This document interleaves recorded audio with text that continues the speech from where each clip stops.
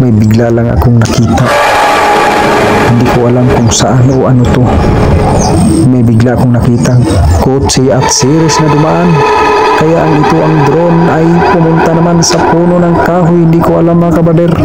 Nagugulat ako dahil ang drone ayaw nang bumalik sa akin. Nawala ng kontrol. Kaya hindi ko alam. Alam nyo ba mga kabader? May multo pala ditong lugar na ito.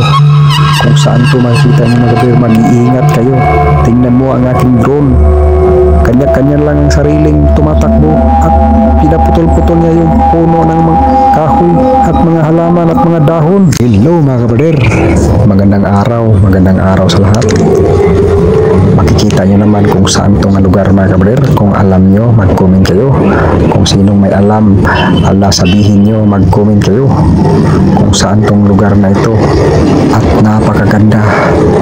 Grabe mga kabader, pinagbalik-balikan daw ito sa mga turista. Totoo ba? Kaya wala akong mag-alinlangan mga kabader. Hindi ko na inantay kung ilang araw, ilang taon ako'y pumupunta kasama kong aking pamilya. At pinapaliparan ko ng drone mga kabader dahil sa sobrang ganda. Ayaw ko nang tigilan magpalipad. Grabe.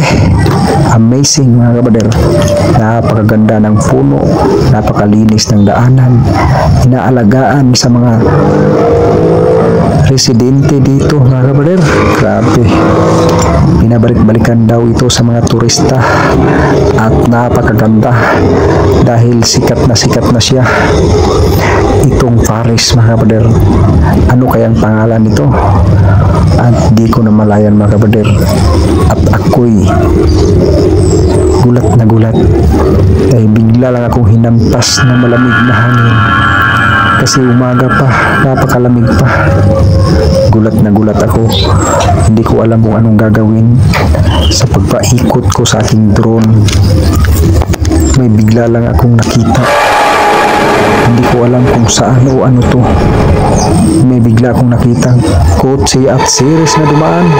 Kaya ang drone ay pumunta naman sa puno ng kahoy. Hindi ko alam mga kabader. Nagugulat ako dahil ang drone ayaw nang bumalik sa akin. Nawala ng kontrol. Kaya hindi ko alam. Alam nyo ba mga kabader? May multo pala ditong lugar na ito. Kung saan to makikita nyo mga kabader, mag-iingat kayo. Tingnan mo ang aking drone. Kanya-kanya lang ang sariling tumatakbo at pinaputol-putol niya yung puno ng mga kahoy at mga halaman at mga dahon.